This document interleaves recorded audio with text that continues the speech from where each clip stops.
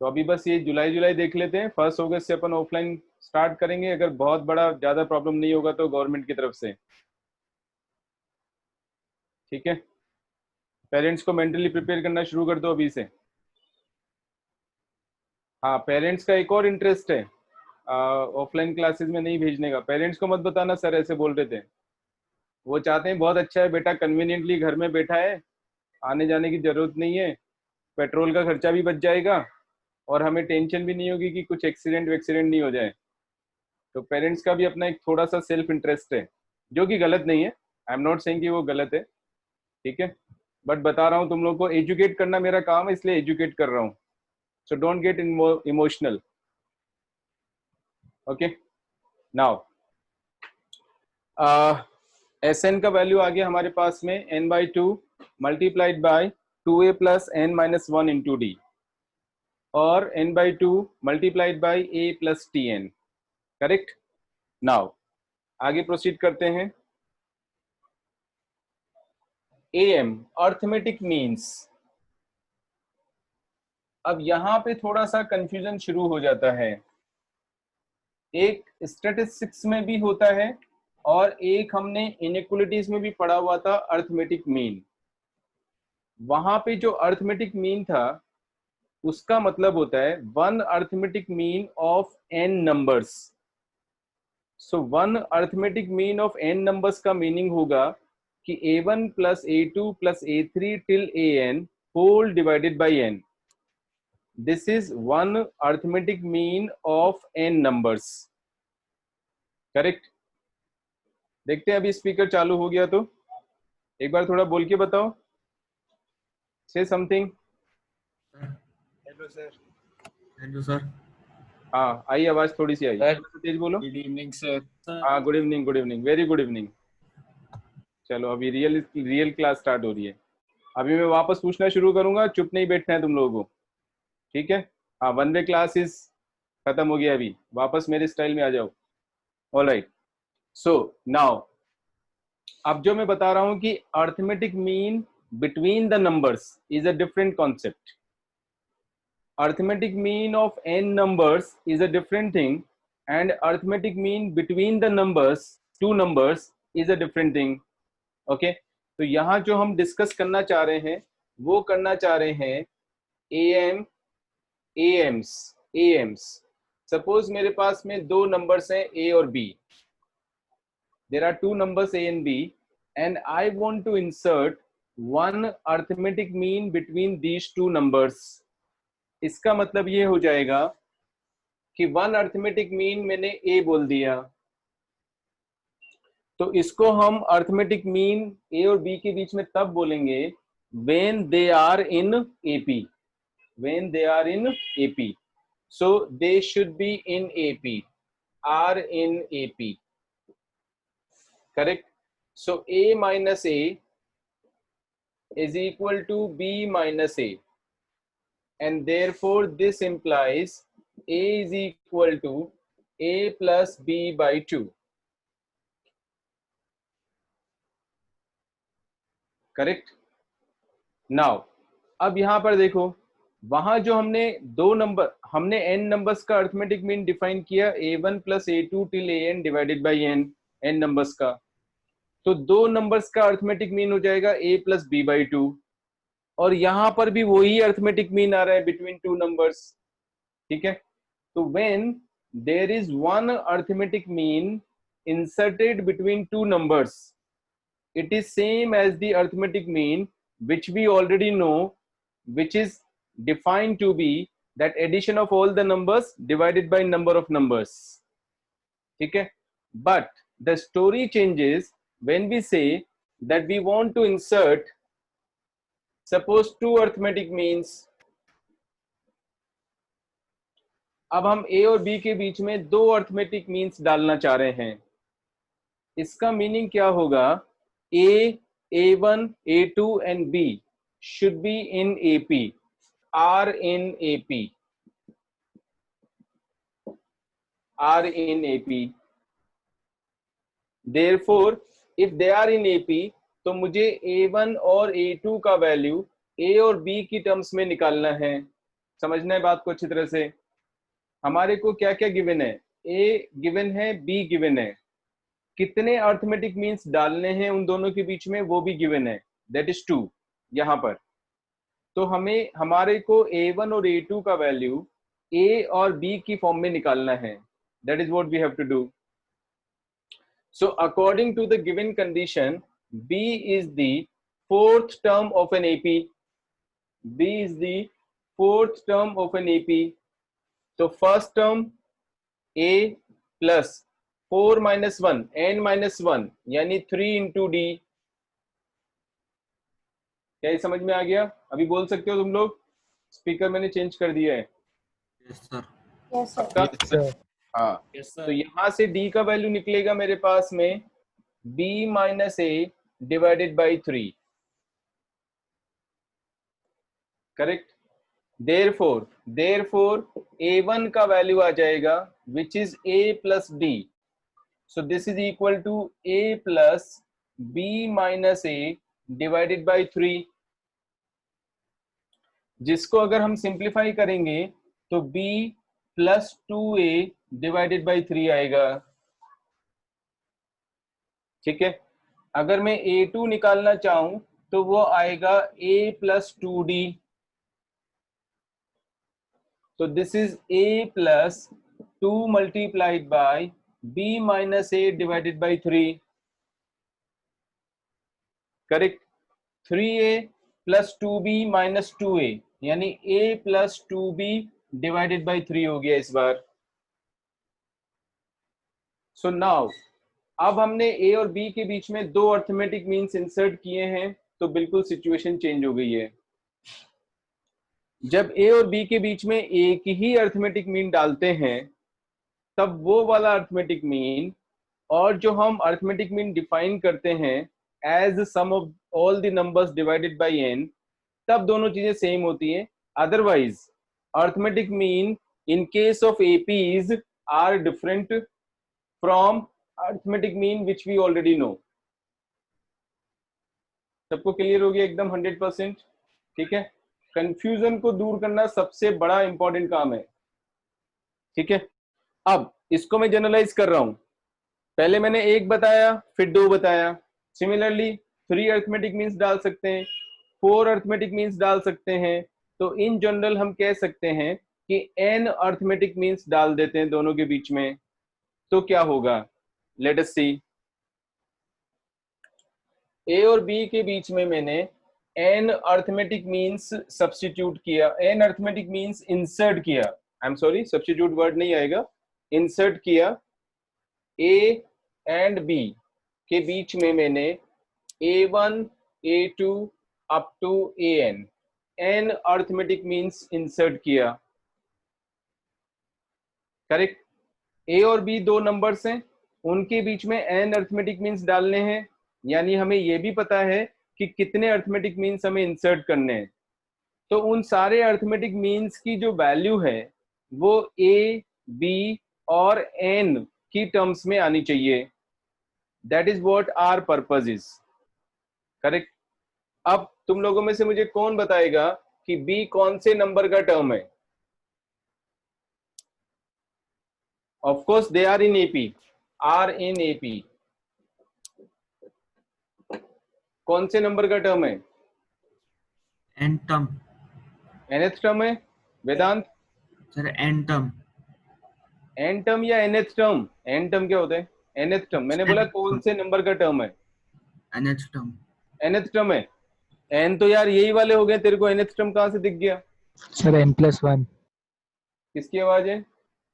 Priyanshu. Priyanshu. Priyanshu n तो ये वाले हो गए और ये एक a ये वाला हो गया, तो n+1 तो ये खत्म हो गया। हाँ, n+2। n+2। अभी देखो तुम लोग का काउंटिंग कितना खराब है।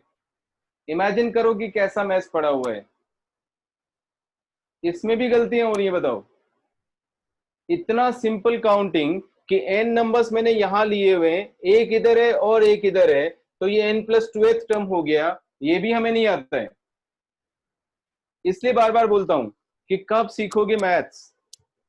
कैलकुलेशन करना समझते हो कि सीख लिया? वो भी नहीं सीखते हो। वो भी लिख लिख के करते हो हर स्टेप में। मेंटली थोड़ा सा मैं 2-3 स्टेप छोड़ देता हूं, उसमें ही प्रॉब्लम हो जाती है। तो start learning, stop cramming. n+2th term, mistake होना ही नहीं चाहिए, इतनी सिंपल चीज मैंने पूछी थी। तो b is the n+2th term हो गया यहाँ पर, ठीक है। nth टर्म का फॉर्मूला होता है a + n-1 इंटू डी। तो यहाँ पर b इज इक्वल टू क्या लिखूं, a + n की जगह क्या लिखेंगे, अरे उस फॉर्मूले में n की जगह पर क्या लिखेंगे कि n+2th टर्म आएगी, ये देखो n+1, n की जगह देखो ऐसे समझाना पड़ता है मुझे, मुझे पता है 10th क्लास में तुम क्या कमाल के काम करके आते हो। अरे मुझे यहाँ पर n+2th टर्म निकालनी है, तो इस n की जगह क्या लिखेंगे, n+2 n+2। तो इस n की जगह क्या लिखोगे, सर n+2 n+2। तो n+2 बोलना था ना, नहीं बोलोगे जब तक मैं परेशान भी रहूंगा और तुम्हें भी परेशान करूंगा। सही आंसर क्यों नहीं देते हो, ठीक है। सो n की जगह वहां पर n+2 आएगा, n+2 -1 करेंगे तो n+1 बन जाएगा into d. And so this implies d का वैल्यू निकालेंगे b - a divided by n+1। ये d का वैल्यू निकाला हमने। यहां से हम a1 a2 an कैलकुलेट कर सकते हैं। देयरफॉर a1 का वैल्यू आएगा a + d which is equal to a plus b minus a divided by n+1, ठीक है। फर्दर कैलकुलेशन करना चाहें तो कर सकते हैं, मुझे जरूरत नहीं है, इसलिए बस इतना ही लिख दिया मैंने। a2 का वैल्यू निकालेंगे तो a + 2d आएगा, means a + 2 into b minus a divided by n+1। Keep doing this वे। तो nth am, ये वाला am, दो नंबर्स के बीच में n am's डाल रहे हैं, लैंग्वेज को अच्छी तरह से सुनना है। तो nth am का वैल्यू आ जाएगा a + n into D, a + n, d का value b - a divided by n+1।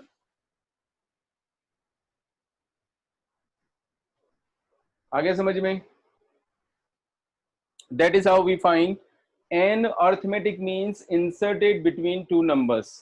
And you can see a1 a2 an सबका वैल्यू a और b और n की टर्म्स में ही निकाला हुआ है, और वही हमें चाहिए था, ठीक है। तो अगर हम बोलते हैं कि सपोज 3 एंड 99 के बीच में 10 अर्थमेटिक मीन डालो, तो 3 और 99 तो a और b हो गए, n का वैल्यू 10 हो गया, बस उससे हम ये सब वैल्यूज निकाल सकते हैं, ठीक है। दो नंबर्स के बीच में अर्थमेटिक मीन्स इंसर्ट करने का मतलब है कि सब चीजें मिलके एक अर्थमेटिक प्रोग्रेशन बनना चाहिए।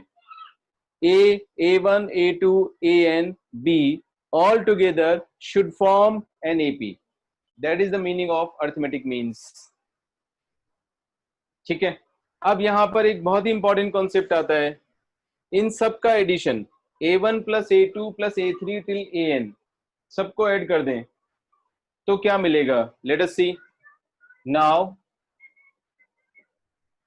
a1 + a2 till an सबको ऐड कर दिया मैंने, ठीक है।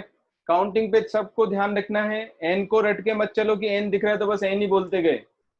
अच्छी तरह से सिचुएशन चेंज होते ही काउंटिंग चेंज हो जाती है, ठीक है। a1 a2 an n numbers हो गए ये वाले, सभी में a + a + a + a ये सारे ऐड हो जाएंगे, कितना मिलेगा, n × a प्लस इन सब में b - a upon n+1 common आ जाएगा, b - a upon n+1 common आ गया, अंदर ब्रैकेट में बनेगा 1 + 2 + 3 up to n, 1 + 2 + 3 up to n, that is equal to n × a plus b minus a upon n plus 1 into sum of n numbers, n natural numbers, n into n plus 1 divided by 2. n plus 1 cut गया, ठीक है। आगे मिलेगा, simplify करेंगे,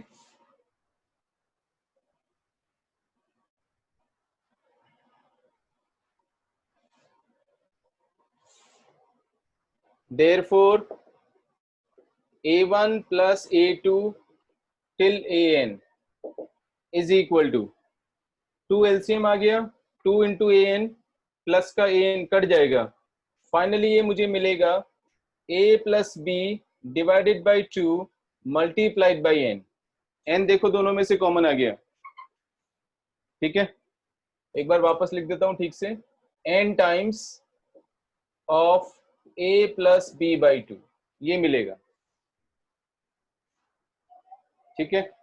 so what is the result? The result is very very important, है ना। Advance में question आया हुआ इसके ऊपर बेस्ड, ये रिजल्ट जानते हैं तो हम इमीडिएटली कर सकते थे उस प्रॉब्लम को। Sum of all the AMs यानी n AMs, sum of n AMs between two numbers is equal to n times of 1 am of those two numbers. अगर हमारे पास खाली दो नंबर होते, उनका एक ही एम निकालते तो वो a प्लस बी बाई 2 हो जाता, जो शुरू में मैंने बताया है। तो फिर से सुनो अच्छी तरह से लैंग्वेज को, sum of n AMs between two numbers is equal to n times of 1 am between those two numbers. Sum of n AMs inserted between these any two numbers is equal to n times of their 1 AM। आगे सबको समझ में अच्छी तरह से, ठीक है। That is the result, बहुत ही इंपॉर्टेंट रिजल्ट है। ओके, नेक्स्ट आते हैं प्रॉपर्टीज। Properties of AP. सबसे पहला प्रॉपर्टी है, if the same number is added or subtracted from to each term, ठीक है, the resulting series will also be an AP with the same common difference।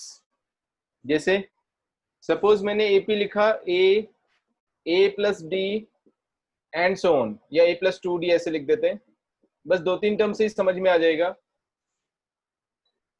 हमने सब में सेम नंबर ऐड कर दिया, से m या k ले लेते हैं, a plus k, a plus d plus k, a plus 2d plus k and so on. Is it an AP? नया सीरीज AP बन रहा है क्या? अभी बोल सकते हो, स्पीकर है। यस सर, बन रहा है। रिया आवाज नहीं आ रही है। सब बन रहा है। हाँ, AP बन रहा है। कॉमन डिफरेंस बताओ। D। हाँ, with the same common difference. केवल AP भी नहीं बोलना है, पूरी बात बोलनी है। This is also an AP with the same common difference D। Correct. अगर मैं सेम नंबर को सब्ट्रैक्ट कर दूं सब में से, तब भी हमारे पास में फिर से AP ही बनेगा। Still this is an AP with the same common difference D। इसमें से इसको माइनस करोगे D आएगा, इसमें से इसको माइनस करोगे D आ जाएगा, same common difference D।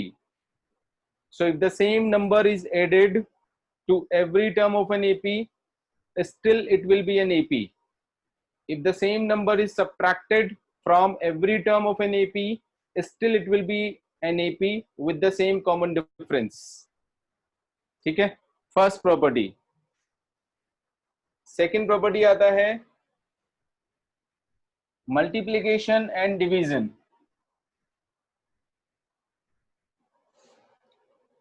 Second property, a plus d, a plus 2d A plus 3d and so on. ये एपी लिया हमने, सारी टर्म्स को हमने के से मल्टीप्लाई कर दिया, सबको के से मल्टीप्लाई कर दिया, के इंटू ए प्लस डी, के इंटू ए प्लस 2d, के into A plus 3d and so on. Still it is an AP और नॉट, ये हमें सिर्फ देखना है। इसमें से इसको माइनस करो, बोलो बोलो जल्दी से। सेकंड टर्म में से फर्स्ट टर्म को माइनस करो, केडी केडी। थर्ड में से सेकंड को माइनस करो, KD KD KD KD KD. आ गया ना डिफरेंस तो सेम। तो still it is an AP but करो ना, पूरा करो मेरा sentence. with common difference KD. Common difference is also multiplied by the same number. ठीक है, if an AP is multiplied by a non-zero constant या non-zero number, ठीक है, if an AP is multiplied by a non-zero number, the new series will also be an AP with the common difference multiplied by the same number. ठीक है, suppose मैंने k से divide कर दिया होता a upon k, a plus D upon k, a plus 2d upon k, करते जाइए। ठीक है, बताओ इसमें से इसका डिफरेंस, हाँ क्या आ रहा है, d by k. d by k. Yes, so we can conclude that if an AP is divided by a non-zero number, ठीक है, the new series will also be an AP and the common difference will also be divided by that number. ठीक है, नए series की बात चल रही है, जो नया सीरीज बनेगा उसका कॉमन डिफरेंस भी उसी नंबर से डिवाइडेड होगा। मतलब पुराने वाला कॉमन डिफरेंस को अगर हम डिवाइड करेंगे उस नंबर से, तो नए वाले सीरीज का कॉमन डिफरेंस मिल जाएगा।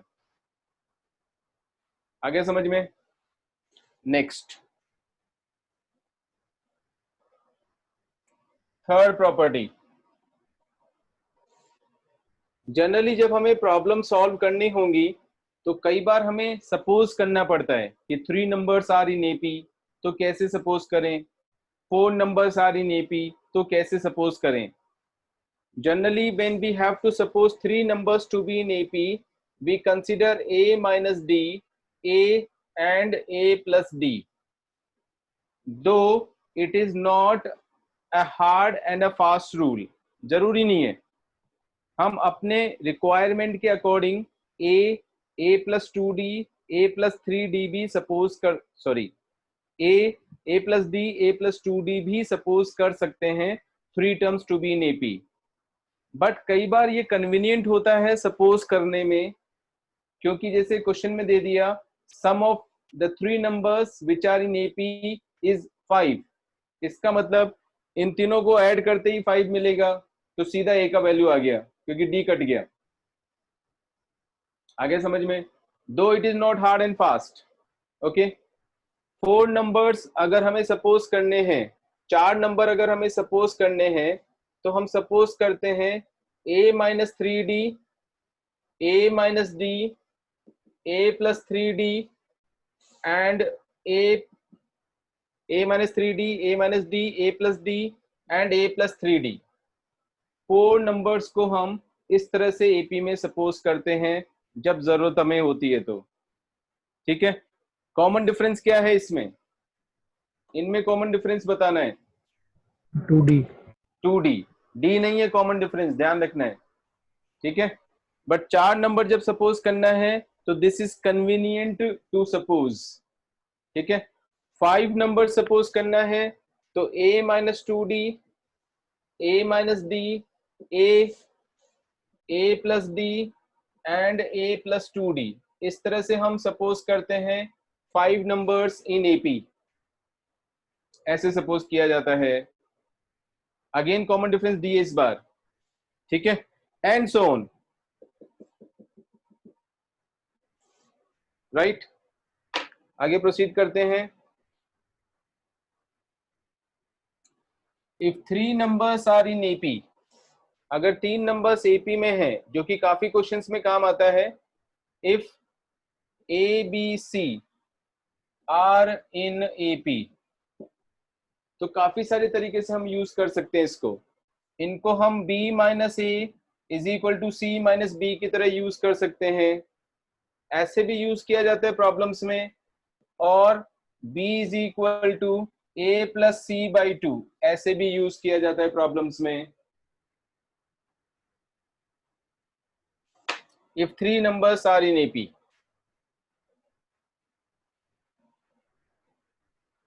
आगे चलते हैं, fifth,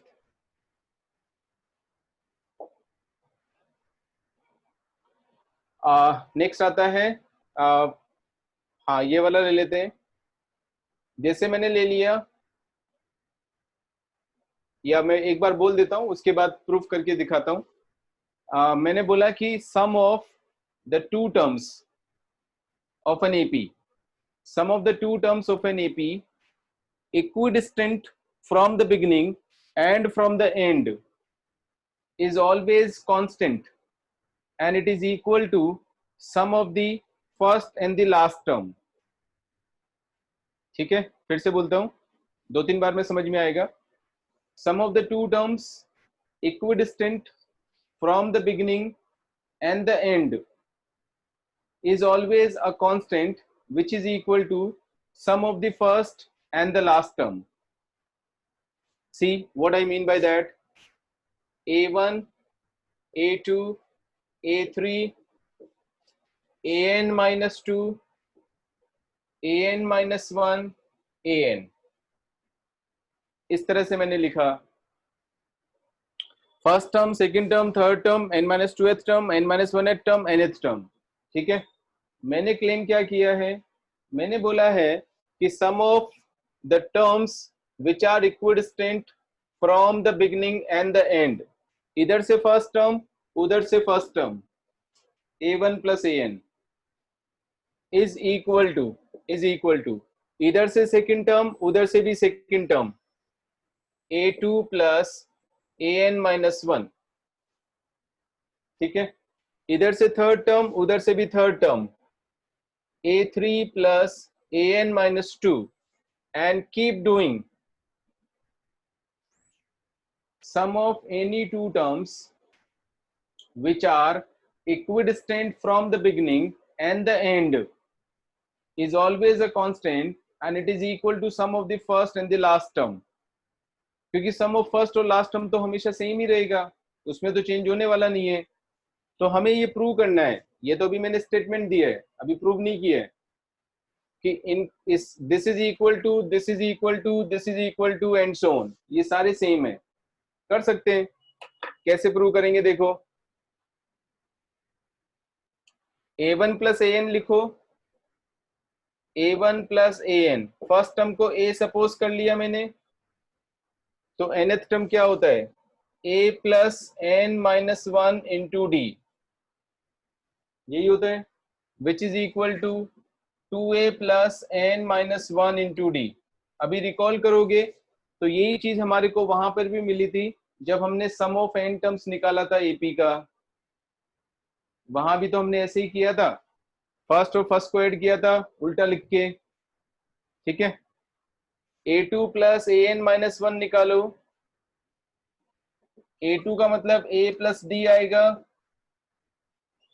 an minus 1, n minus 1th term, a plus n minus 2 into d आ जाएगा, which is again equal to 2a plus, इन दोनों में से d कॉमन आएगा, 1 plus n minus 2 is n minus 1, n minus 1 into d, and so on, सबका same आने वाला है, 2a plus n minus 1 into d. So very important property, काम आती है प्रॉब्लम्स को सॉल्व करने में, स्ट्राइक करेगा तो इमीडिएटली प्रॉब्लम सॉल्व हो जाता है।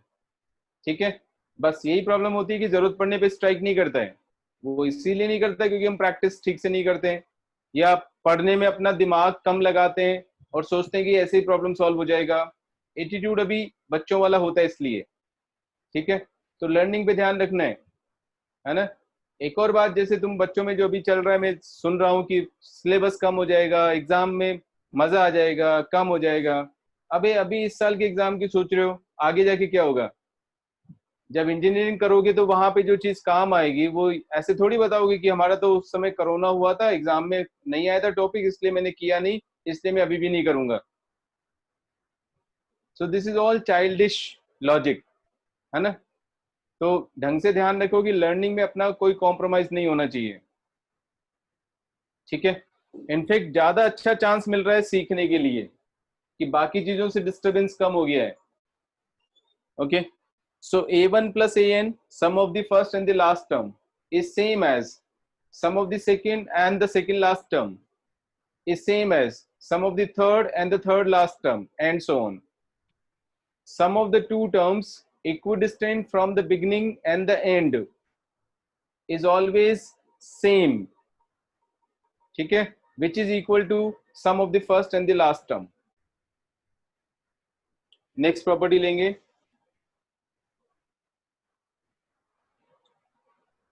sixth,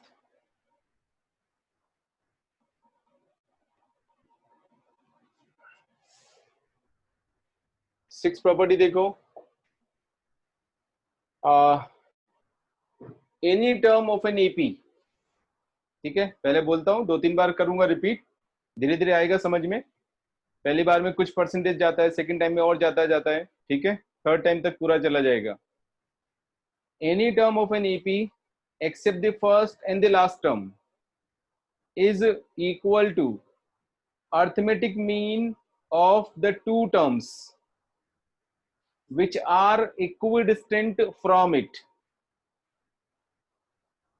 Second time repeat कर रहा हूं, any term of an AP except the first and the last term is always equal to the arithmetic mean of two terms which are equidistant from that term जो आप लिखना चाह रहे हैं। समझाता हूं अब, ये A1 है, A2 एंड सो ऑन, बीच में कहीं पर AK-2 आ गया, K-2h टर्म, है ना। सिंबल्स को समझो अच्छी तरह से, AK-1h term, AK kth term, AK+1h term, AK+2h term, and so on.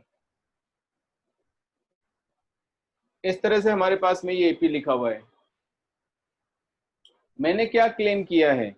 मैंने क्लेम किया है कि फर्स्ट और लास्ट टर्म को छोड़ के, वो इसलिए कर रहे हैं क्योंकि फर्स्ट टर्म के इधर कोई टर्म नहीं है, लास्ट टर्म के उधर कोई टर्म नहीं है, तो इस प्रॉपर्टी का फर्स्ट और लास्ट टर्म के लिए कोई सिग्निफिकेंस नहीं है, बट बाकी सारी टर्म्स के लिए ये सिग्निफिकेंट है। मैंने बोला कोई सा भी टर्म आप ले लो, ठीक है, this is equal to arithmetic mean of the two terms which are equidistant from it. That means AK जो होगा, इधर इसके इधर एक टर्म और इसके इधर एक टर्म, इन दोनों टर्म्स का अर्थमेटिक मीन होगा। ये मैंने क्लेम किया ऐसा, अभी प्रूव करेंगे। फिर इसके इधर दो टर्म्स ले जाओ और इसके इधर दो टर्म्स जब हम जाएंगे तो यहां आ जाएंगे, उन दोनों का अर्थमेटिक मीन भी यही हो जाएगा, and so on. So I want to prove that AK is equal to AK-1 plus AK+1 divided by 2। kth term के एक टर्म इधर और एक टर्म बाद में, उन दोनों का AM, kth टर्म के दो टर्म इधर दो टर्म उधर, उन दोनों का AM, एंड सो ऑन, ठीक है। और k तो कोई भी नंबर है, इसका मतलब the property is true for every term except the first and the last term, ठीक है। So this is also equal to AK-2 plus AK+2 divided by 2, ठीक है, and so on, keep doing this way. अभी तक मैंने proof नहीं किया है, पर ये समझ में आ रहा है जो मैं समझाना चाह रहा हूँ? बोल के बताना है, केवल गर्दन नहीं हिलाना है। Yes, sir. Yes, sir. 100% clear है सबको? Nehal, Yes, sir. Nehal, Yes, हाँ sir. ठीक है, करूँ प्रोसीड आगे? समरथ समझ में आ रहा है क्या? समरथ, समरथ आवाज नहीं आ रही है।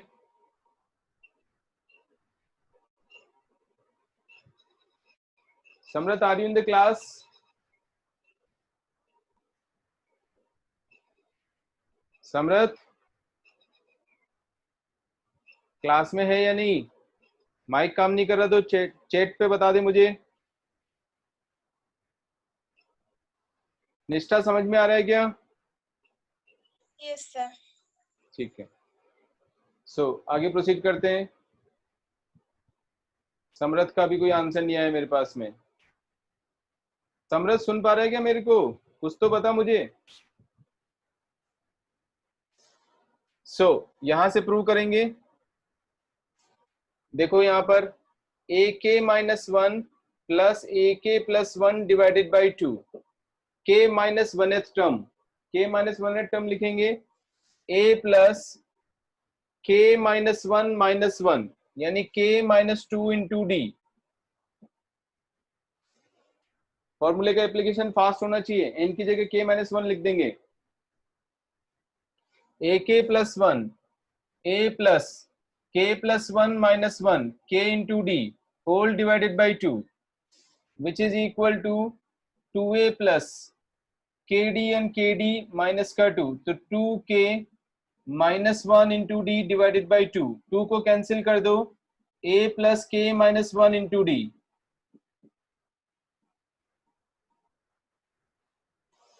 ये हमारे पास kth टर्म आ गया। Obviously this is nothing but ak। Similarly अगर ये निकालेंगे तब भी ak आ जाएगा, and so on. So any term of an ap can be written as arithmetic mean of the two terms which are equidistant from it. That is the result. Seventh property. Properties बहुत काम आने वाली हैं questions को solve करने में। Seventh property number 7, ये this is not especially connected to AP, it is connected to every series। जैसे मैंने कोई भी सीरीज ले लिया, T1, T2, T3, Tn-2, Tn-1 and Tn, ये मैंने कोई भी सीरीज लिया, ठीक है। इन सबके एडिशन को हमने रिप्रेजेंट किया Sn से। Sn का मतलब हो गया इन सबका एडिशन, n टर्म्स का एडिशन। इसमें AP का कोई रोल नहीं है, this is true for every series. और उसमें से यहां तक की टर्म्स को मैंने सब्ट्रैक्ट कर दिया, इन सबका सम मैंने रिप्रेजेंट कर दिया Sn-1 से। Sn में से Sn-1 को सब्ट्रैक्ट कर दिया, क्या मिलेगा बताओ? कॉमन सेंस है, मैंने सब मार्क कर रखा है वहां पर। Tn. Tn, correct. सो अगर हमें nth टर्म किसी भी सीरीज का निकालना है तो काफी बार हमें ये वाला चीज यूज करना पड़ता है कि सम ऑफ n टर्म्स में से सम ऑफ n-1 टर्म्स सब्ट्रैक्ट कर देते हैं, तो हमारे को Tn मिल जाता है, nth term of an AP of any series, not only AP but for any series. Correct, आगे प्रोसीड करते हैं। 8th, इफ Tn is a linear function of n, अगर किसी भी सीरीज का nth टर्म एक n का लीनियर फंक्शन है तो that series will be definitely an AP। Okay, so मैंने क्लेम किया Tn is a linear function of n, an plus b, linear polynomial बोलो या लीनियर फंक्शन बोलो या लीनियर एक्सप्रेशन बोलो, एक ही बात है. If nth term of a series is a linear function of n, ठीक है, then that series will be definitely an AP. कैसे देखो, कैसे प्रूव करेंगे? यहां से मैंने T1 निकाला, वो आ गया a प्लस बी, n की जगह 1 डाल दिया. T2 निकालेंगे तो वो आ जाएगा 2a प्लस बी. T3 निकालोगे तो वो आ जाएगा 3a प्लस बी. आया समझ में? And so on. T2 minus T1 निकालेंगे, इसमें से इसको सब्ट्रैक्ट किया, a आ जाएगा. इसमें से इसको सब्ट्रैक्ट किया, T3 माइनस T2, वो भी a आ गया, एंड सो ऑन. तो difference of any two consecutive terms is a, यानी कांस्टेंट हो गया. Therefore it is N AP. ये तो मैंने T1, T2, T3 निकाल के किया, कोई जरूरी नहीं है ऐसे करें. हम TR में से TR माइनस 1 को सब्ट्रैक्ट कर देते हैं, यानी Rth टर्म में से R माइनस 1th टर्म को सब्ट्रैक्ट कर दिया अपन ने. अगर कांस्टेंट आ गया, इसका मतलब ये हो गया कि कोई भी दो कॉन्सेक्यूटिव टर्म्स का डिफरेंस कांस्टेंट हो गया, तो वो AP हो जाएगा. ठीक है, TR का मतलब हो जाएगा AR plus B minus bracket लगाओ, TR माइनस 1 का मतलब हो जाएगा A into R minus 1 plus B. B और B कट गया, AR और AR कट गया, यहां से B और B कट गया और प्लस का A आ गया. ये देखो कांस्टेंट आ गया. Of course A and B are constants.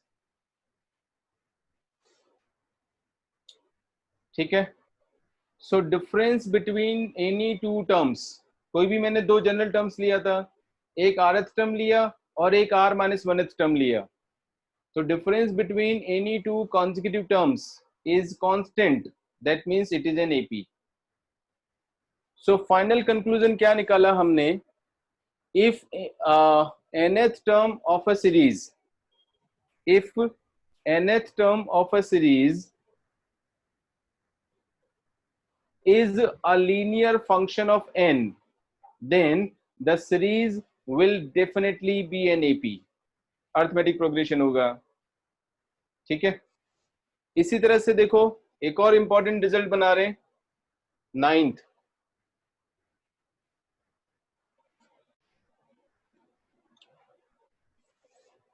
if sum of n terms, if sum of n terms of any series, if sum of n terms of any series is a quadratic function of n, that series will also be an AP. That series will also be an AP. Sum of n terms is a quadratic function of n. ये कोई भी मैंने in general ले लिया, quadratic function of n, an square plus bn plus c. ठीक है, मैंने claim किया कोई भी सीरीज हो सकती है, हमें पता नहीं है वो सीरीज, लेकिन उसका जो n टर्म्स का सम है वो इस वाली फॉर्म में आ रहा है, क्वाड्रेटिक फंक्शन ऑफ n की फॉर्म में आ रहा है. तो हम कहना चाह रहे हैं अगर ऐसा कोई सीरीज है तो वो AP ही होगा. कैसे प्रूव करेंगे? देखो जनरल प्रूफ बता रहा हूं. देयरफॉर Sn माइनस 1 लिखेंगे, sum of n minus 1 terms. Sum of n terms अगर ये वाला है तो sum of n minus 1 terms लिखने के लिए n की जगह n माइनस 1 डाल देंगे. तो a इंटू n माइनस 1 का whole square, b into n minus 1 plus c. ये sum of n minus 1 terms आ गया. tn निकालने के लिए Sn में से Sn माइनस 1 को सब्ट्रैक्ट करेंगे. Therefore tn is equal to Sn minus 1 subtract करेंगे इसमें से इसको, ठीक है। अगर ये लीनियर फंक्शन ऑफ एन आ गया, जैसा हमने पिछली प्रॉपर्टी में किया था, जैसे ये लीनियर फंक्शन ऑफ एन हो गया तो इसका मतलब क्या हो जाएगा, इट इज एन एपी, ठीक है। तो इसमें से इसको सब्ट्रैक्ट करो, एन स्क्वायर कट गया, ठीक है, बी एन और बी एन भी कट गया, ये सी और सी भी कट गया, ये तीनों टर्म्स कैंसिल हो गई हैं। क्या बचेगा, माइनस का 2an आएगा तो प्लस का 2an हो जाएगा, माइनस का a यहां से बचेगा और माइनस का की जगह प्लस b हो जाएगा, देख लो। And this is nothing but a linear function of n। tn जो है हमारे पास लीनियर फंक्शन ऑफ n आ गया, tn अगर लीनियर फंक्शन ऑफ n बन गया तो इसका मतलब क्या हो गया, it is N AP. AP, it is N AP। बोलो आया समझ में, पक्का, एनी डाउट? समरथ क्लास में है क्या? समरथ, हेलो? यस सर, क्लास में ही हूँ। हाँ, पिछली बार जब मैंने बोला था तो सुनाई दे रहा था कि उस समय तेरे को आवाज नहीं आई थी मेरे सर पास। उस टाइम हेडफोन्स नहीं डाल रखे थे तो माइक नहीं चल रहा था। अच्छा, अभी सही है, सब सुनाई तो दे रहा है तुझे क्लास में? यस सर, वो हेडफोन्स का माइक सही है पर फोन का माइक में कोई दिक्कत आ रही है तो उसमें नहीं बोल पा रहा। अच्छा ठीक है, करें प्रोसीड आगे। अभी पता नहीं कौन एक एब्सेंट है क्लास में, बीच बीच में देखो ऐसे कनेक्शन टूटता रहता है। खैर, 9th वाला प्रॉपर्टी आ गया सबको समझ में अच्छी तरह से, है ना। फाइनली मैंने क्या रिजल्ट बनाया, दैट किसी भी सीरीज का n टर्म्स का सम, किसी भी सीरीज के n टर्म्स का सम अगर क्वाड्रेटिक फंक्शन ऑफ n है तो वो सीरीज एक एपी होगा। That is what I have told you, ठीक है, और उसका प्रूफ बताया मैंने, ठीक है। मैं देख रहा हूं कि कोई प्रॉपर्टी बचा है क्या, एक डिटर्मिनेंट से रिलेटेड प्रॉपर्टी बचा है, वो मैंने जानबूझ के नहीं बताया है क्योंकि अपन डिटर्मिनेंट्स अभी जानते नहीं है। एक छोटा सा और बचा हुआ प्रॉपर्टी है, बस उसके बाद इसकी एपी की प्रॉपर्टीज खत्म हो गई, ठीक है। एक छोटा सा प्रॉपर्टी ये है कि 10th हमने ऐसे लिखा इसको पहले एक बार, T1 T2 T3, ठीक है। अभी उधर से उल्टा लिखना मेरे लिए ज्यादा इंपॉर्टेंट है क्योंकि वो प्रॉपर्टी उसी से रिलेटेड है। इधर मैंने Tn लिखा, फिर Tn -1 आ गया, फिर Tn -2 आ गया, फिर Tn -3 आ गया, एंड सो ऑन, करेक्ट।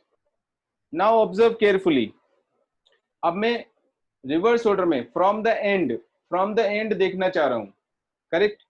तो मैंने बोला first term from the end is Tn, यानी n में से 0 सब्ट्रैक्ट हो रहा है, जो हम लोग सबस्क्रिप्ट नीचे लिख रहे हैं उसमें n में से 0 सब्ट्रैक्ट हो रहा है for first term from the end, ठीक है। Second term from the end n -1 subtract हो रहा है, ठीक है, n में से 1 सब्ट्रैक्ट हो रहा है फॉर सेकेंड टर्म, अच्छी तरह से सुनना है मेरी बात को। Third term from the end, उसमें उसके लिए 2 सब्ट्रैक्ट हो रहा है n में से। Fourth term from the end तो 3 सब्ट्रैक्ट हो रहा है n में से, ठीक है। तो मैं पूछना चाह रहा हूं rth term from the end, rth term from the end, rth term from the end. अब ये कोई एपी के लिए नहीं है, this is general result for any series, ठीक है। सो बोलो क्या होगा, rth term from the end, फिर T minus -1. नहीं पहले मुझे बताओ कि क्या चीज सब्ट्रैक्ट होगी और फाइनली वो क्या बनेगा। जैसे मैंने समझाया, n में से 0 सब्ट्रैक्ट हुआ, n में से 1 सब्ट्रैक्ट हुआ, n में से 2 सब्ट्रैक्ट हुआ, तो rth टर्म के लिए क्या सब्ट्रैक्ट करोगे? R minus 1 sir R minus 1. r-1 को सब्ट्रैक्ट करेंगे, तो उसको ब्रैकेट में लिखना मत भूलना। तुम लोग ब्रैकेट नहीं लगाने की आदत है, इसलिए सब गलत करते हो। तो n में से r-1 को सब्ट्रैक्ट करेंगे तो क्या मिलेगा? Tn minus R minus 1. tn minus r-1। Aryam, मैं जानता था तो ऐसी गलती करोगे। tn minus r-1 ये मिल रहा है क्या? सर +1 आएगा, हाँ +1. हाँ, तो ये गलती करते हो यार तुम लोग, यही तो मैं प्रॉब्लम बता रहा हूँ। r-1 को ऐसे सब्ट्रैक्ट करो, तो मैंने बोला फाइनली क्या मिलेगा, इसका मतलब n minus r+1 मिलेगा। ये बहुत कॉमन मिस्टेक है, मैं इतना दुखी हो जाता हूँ इस मिस्टेक को देख देख के कि मैं परेशान हो जाता हूँ यार, समझ में क्यों नहीं आता सब्ट्रैक्ट करना भी। n में से r-1 को सब्ट्रैक्ट कर रहे हैं तो r-1 पे ब्रैकेट लगेगा ना, उसको जब ओपन करोगे तो n minus r+1 बनेगा। आर्यम समझ में आया क्या? Yes, sir. So this is tn minus r+1. This is the rth term from the end. Rth term from the end is tn minus r+1. आगे सबको समझ में अच्छी तरह से? कोई डाउट हो तो बता दो जल्दी से, पक्का? This is all about AP arithmetic progression. इस चैप्टर में देखो थ्योरी ज्यादा नहीं है, लेकिन क्वेश्चंस काफी अच्छे हैं। हर चैप्टर का अपना अपना फ्लेवर होता है। किसी में थ्योरी ज्यादा होती है तो क्वेश्चंस बहुत ज्यादा नहीं होते हैं, जनरली क्वेश्चन इजी हो जाते हैं। किसी में थ्योरी कम होती है, क्वेश्चंस में ज्यादा लर्निंग होती है, ठीक है। किसी में कॉन्सेप्ट ज्यादा इंपॉर्टेंट हो जाते हैं, जैसे हम कोऑर्डिनेट ज्योमेट्री पढ़ेंगे तो उसमें थ्योरी भी ज्यादा है, क्वेश्चंस भी अच्छे हैं, कॉन्सेप्ट्स भी इंपॉर्टेंट हैं, सारी चीजें इंपॉर्टेंट हो जाती हैं। तो इट डिपेंड्स, है ना। जैसे ट्रिग्नोमेट्री पढ़ा था तो उसमें बहुत सारे फॉर्मूले थे, मैनिपुलेशन भी बहुत सारे थे, ओके। क्वाड्रेटिक इक्वेशन पढ़ा तो उसमें कॉन्सेप्ट्स बहुत ज्यादा इंपॉर्टेंट थे। तो it depends upon chapter to chapter, topic to topic. Next वाला आता है जीपी, ज्योमेट्रिक प्रोग्रेशन, ठीक है। जीपी का थ्योरी आज कंप्लीट तो नहीं हो पाएगा, जितना सा हो सकता है उतना करा रहा हूं। If the ratio of two consecutive terms is constant, then we call the series to be a GP, geometric progression. Okay, so अगर फर्स्ट टर्म a ले लिया तो second term a into r लेंगे, थर्ड टर्म AR स्क्वायर हो जाएगा, fourth term AR cube हो जाएगा, and so on. देख लो रेशियो निकाल के, AR अपॉन A आर आ गया, AR square upon AR r, AR cube upon AR square r, and so on. So R is the common ratio of the terms, ठीक है। Second term divided by first term R, third term divided by second term R, R is known as the common ratio। जैसे AP में common difference होता है, वैसे ही GP के लिए हम यूज करते हैं कॉमन रेशियो, इसलिए हमने R से रिप्रेजेंट किया उसको, करेक्ट। यहां से मुझे nth टर्म बताओ,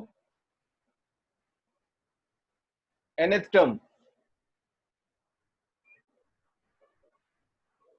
यार इतना एपी पढ़ा दिया, इतना ऑब्जर्वेशन समझा दिया, सीधा सा ऑब्जर्वेशन ही तो देख के लिखना है nth टर्म।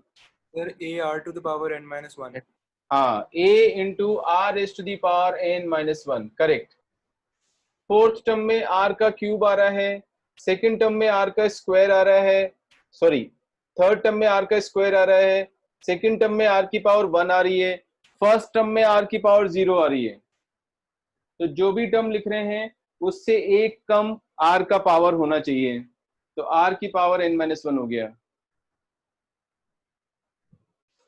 बोलो आगे समझ में, पक्का? ठीक है, एक कौन एब्सेंट है यार क्लास में, क्या बहुत देर हो गई है।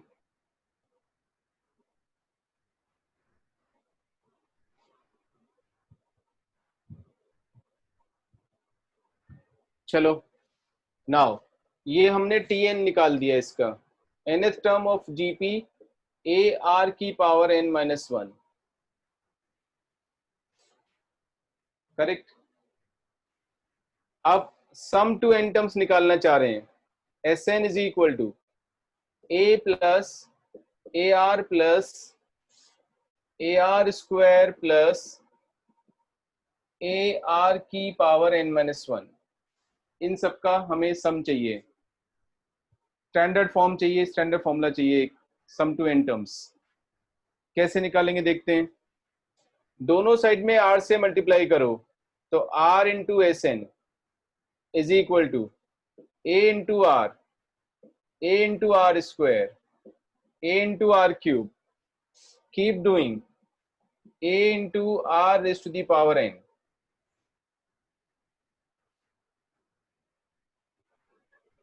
करेक्ट। सब्ट्रैक्ट किया तो 1 minus r into S n आ जाएगा, सबको सब्ट्रैक्ट कर दिया, एस एन कॉमन आ गया, 1 माइनस आर आ गया, इज इक्वल टू ध्यान से देखो, ये वाला टर्म इससे कैंसिल होगा, ये वाला इससे कैंसिल हो रहा है, ये वाला इससे कैंसिल हो रहा है, ठीक है। इसका लास्ट टर्म इसके सेकंड लास्ट टर्म से कैंसिल होगा, ऊपर वाले एक्सप्रेशन में फर्स्ट टर्म बचा हुआ है, नीचे वाले एक्सप्रेशन में लास्ट टर्म बचा हुआ है with negative sign. So therefore a minus a r की power n।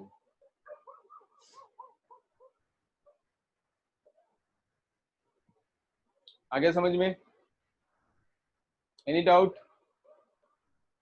This is equal to a common निकालेंगे इंटू 1 माइनस आर की पावर n, देयरफॉर Sn का फॉर्मूला डिराइव हो गया a multiplied by 1 minus r की power n upon 1 minus r, provided r is not equal to 1, क्योंकि 1 होने पर तो अनडिफाइंड हो जाएगा। आगे समझ में? R is the common ratio of GP. What happens if R is equal to 1? अगर R का वैल्यू 1 हुआ तो सीरीज क्या बनेगी? A, A and so on, सारी टर्म सेम हो जाएंगी। सो व्हाट, GP तो है ही, कॉमन रेशियो 1 हो गया, तो उन सबका एडिशन कितना हो जाएगा? N into A, so that is equal to N into A if R is equal to 1.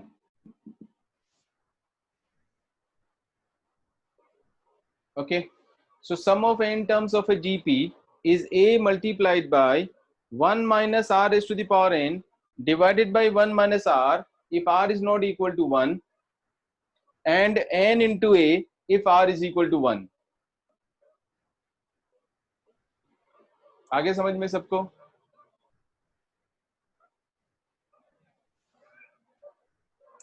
Sum of n terms of a GP.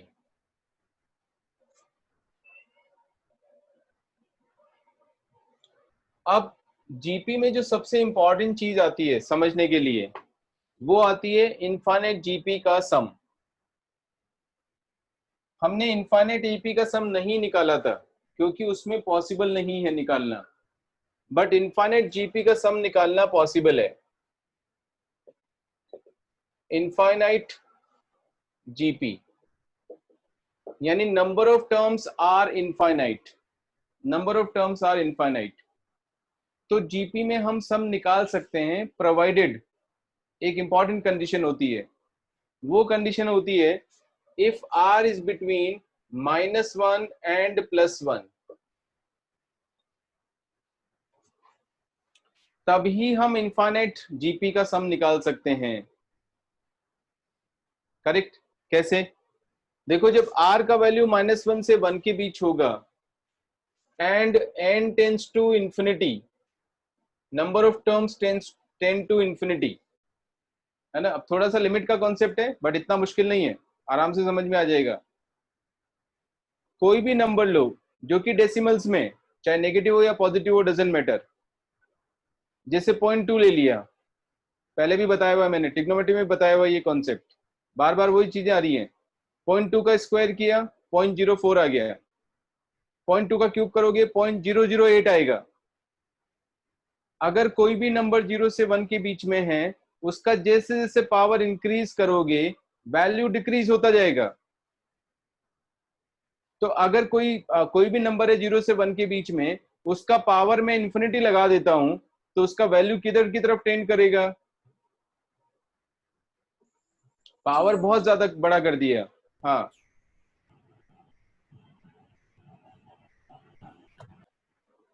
अरे ऐसे समझो रफ मैथमेटिक्स यार, 1/2 की पावर इंफिनिटी, तो ये 1/2 की पावर इंफिनिटी, 2 की पावर इंफिनिटी को क्या लिखोगे? इंफिनिटी। 1/इंफिनिटी क्या हो गया? अरे इंफिनिटी से किसी चीज को डिवाइड करोगे तो 0 की तरफ भी तो टेंड करेगा, ठीक है। ये करेक्ट मैथमेटिक्स नहीं है, टेंड्स टू होना चाहिए, tends to this, tends to this, tends to this, ठीक है। इंफिनिटी भी कोई नंबर नहीं होता है, that power is tending towards infinity बोला है, तभी मैंने लिखा है n टेंड्स टू इंफिनिटी। आया समझ में? ठीक है। So if r is between -1 and 1 और n अगर इंफिनिटी की तरफ टेंड कर रहा है, तो this implies r raised to the power n will tend to 0।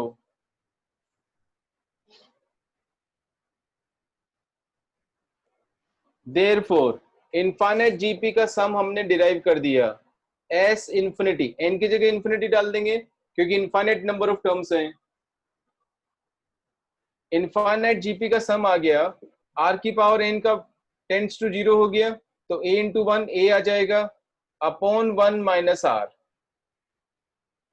a upon 1 minus r, ठीक है। ये ध्यान रखना है, but this condition is very very important. इसके अलावा हम इनफाइनाइट जीपी का सम नहीं निकाल सकते हैं। अगर r का वैल्यू -1 से 1 के बीच में नहीं है, तो इनफाइनाइट जीपी का सम निकालना पॉसिबल नहीं है। इनफाइनाइट जीपी का सम तभी निकाल सकते हैं जब r का वैल्यू -1 से 1 के बीच में हो। आगे समझ में? ठीक है। जो भी पिछले चैप्टर का बचा हुआ है quadratic equations and theory of equations का, उसको कंप्लीट कर लो। एक और क्लास मिल रही है जो कि मैं होमवर्क नहीं दे रहा हूं इसमें, ठीक है, क्योंकि अभी थ्योरी इतना नहीं हुआ है कि अपन होमवर्क शुरू कर पाए, ठीक है।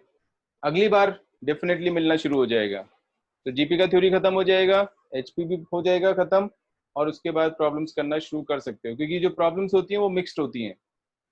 हाँ, एनसीईआरटी बुक में से एपी से रिलेटेड क्वेश्चंस कर सकते हो, एक एक्सरसाइज पूरा एपी के ऊपर बेस्ड है एनसीईआरटी बुक में, वो ट्राई कर लेना। करेक्ट, 11th क्लास वाले स्टूडेंट्स की बात कर रहा हूँ।